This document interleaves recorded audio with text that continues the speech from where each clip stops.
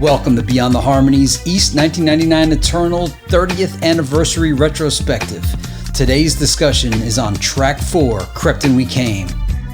Now, to address the elephant in the room right out of the gate, as a show of hands in the comments, be honest, at some point in the last 30 years, you played Crept and We Came to your girl, your wife, your friend who was a non-Bone fan. You're sitting there thinking, wow, man, this must be blowing their minds. They must be hearing something like they never heard before. They're getting to experience Eternal like I did the first time I heard it. And then they say, whoa, hold up. Pause the CD. I got a couple questions about what we're listening to.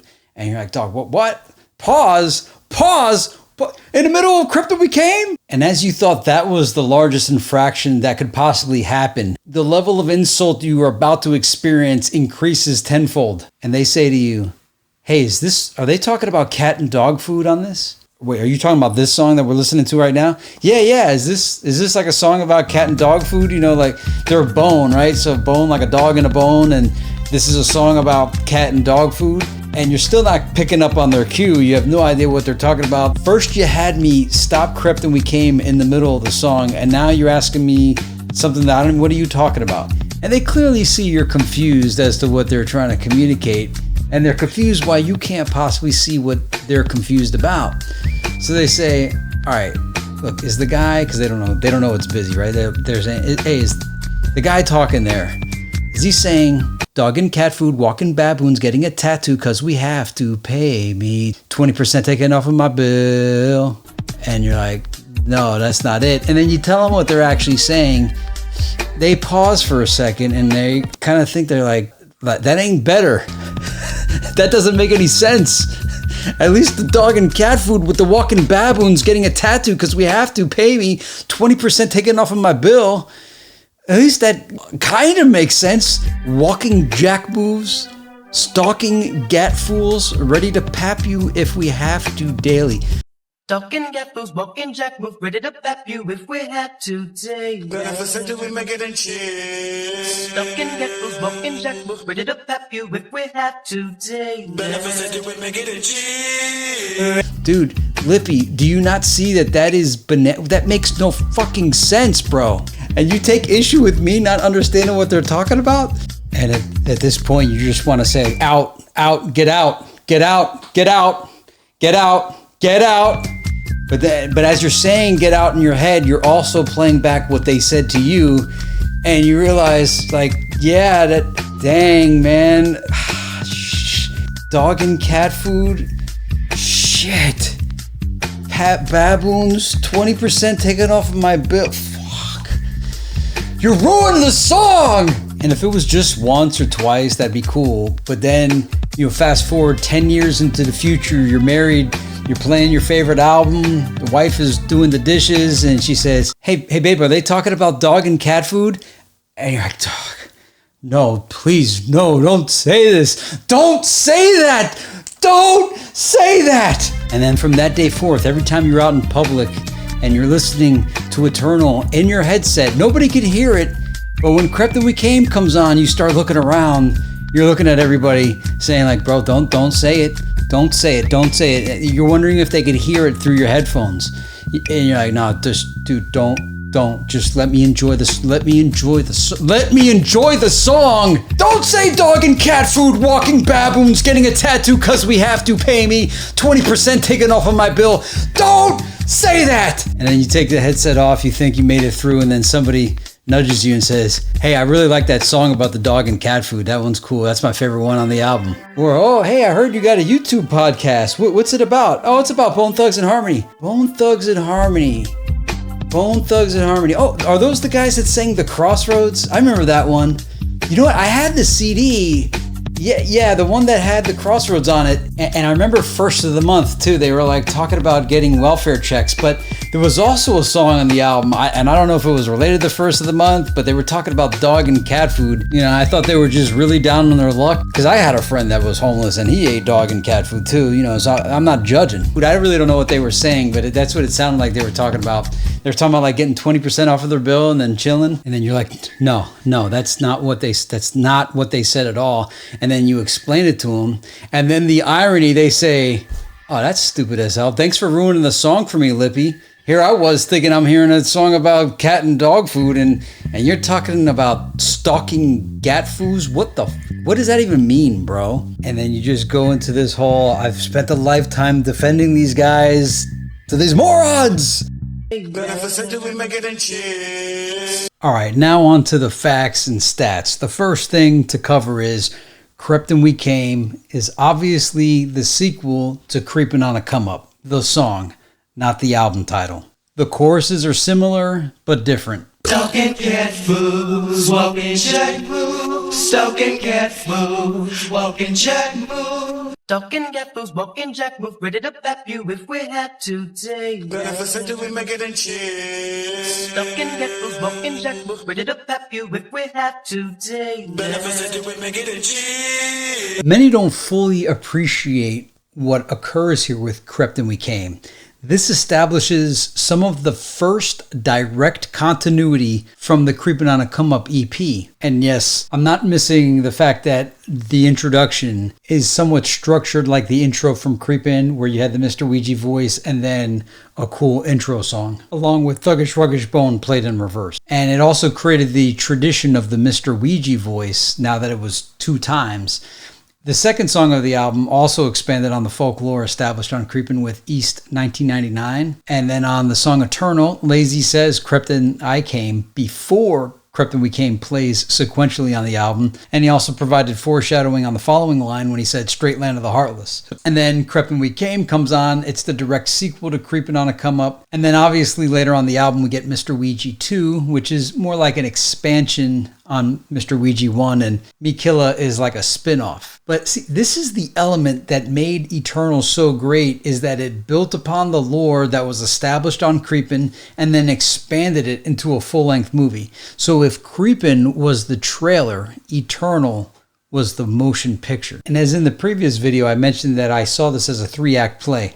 I really experienced the first 6 songs all together as one. Maybe Mr. Bill Collector stands on its own, but the introduction, East 99, Eternal, Crept and We Came, and Down 71, that is like the heart of Eternal to me. And don't get that confused. I'm not like leaving Mo Murder out. I'm saying I see those all as one big song. My mind for years didn't differentiate. I couldn't tell you at the time if you played Crept and We Came, I wouldn't know if that was Eternal or Down 71. To me, they all just blended together, especially Eternal, Crept and We Came, and Down 71. But East 99 as well. It's just one, it's a continuous storyline that all goes through, and a continuous vibe. And so much so that when I realized this, I thought to myself, could I just go put in Eternal and go to track 4, Crept and We Came, and be okay with myself? And even though you're happy when you hear Busy come in, you're still like, nah, I need to back that up, man. And then you back it up to Eternal, and then you're like, nah, I got to back it up to East 99.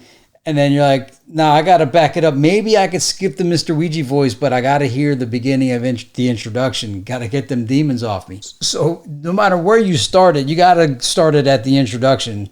Because if you started at Crept and We Came, just the back of your mind, you're just feeling like, yo, I'm missing. It doesn't even make sense. It's not like you. So for instance, I could go put in the CD and pop in first of the month and be okay with it. But I can't pop the CD in and go to Crept and We Came and not feel like I left out a whole bunch of stuff. Like I feel like I just skipped right to the middle of the movie. And yeah, I could start at Mr. Bill Collector, but even then I'm still like, yo, I just left 5 gems out. What am I doing? Why don't I just push play? Just pop that CD in, bro. Eternal, Crept We Came, Down 71, and East 99. They gotta go together. You can't just have one, bro.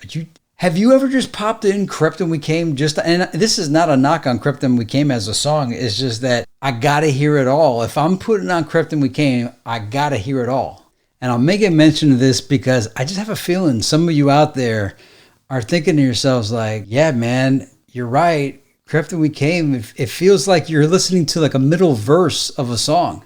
Again, it's not a knock on it. I really feel like those first 5 songs, the only reason why they're divided was they were just divided for the tracks because they didn't want to put a 25-minute song on there. They divided it into 5 tracks.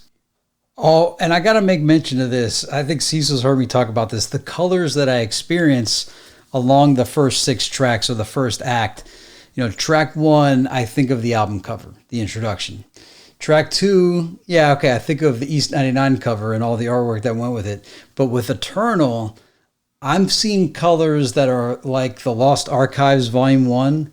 Like I'm seeing that desert scene, that photograph of Bone when they're in the desert. And same with Crept and We Came. I'm still in that same desert scene.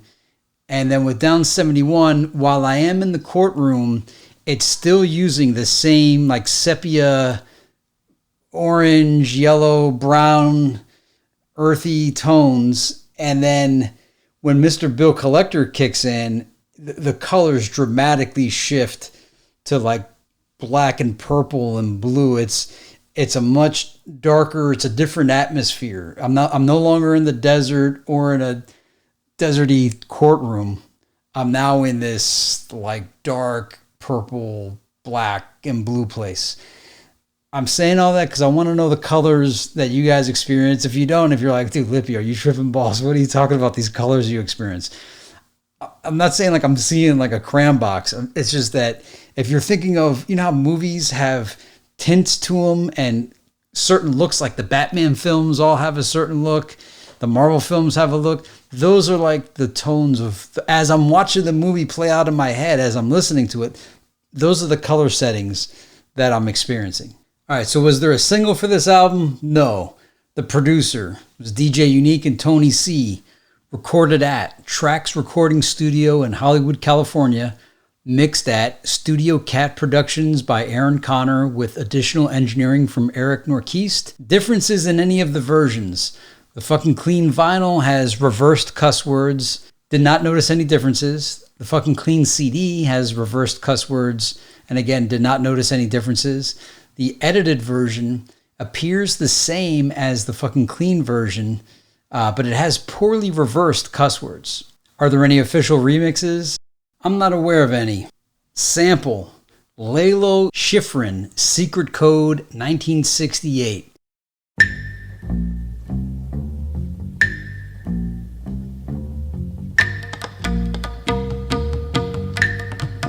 He was known as a famous award-winning jazz film composer, known for numerous compositions, including the Mission Impossible theme.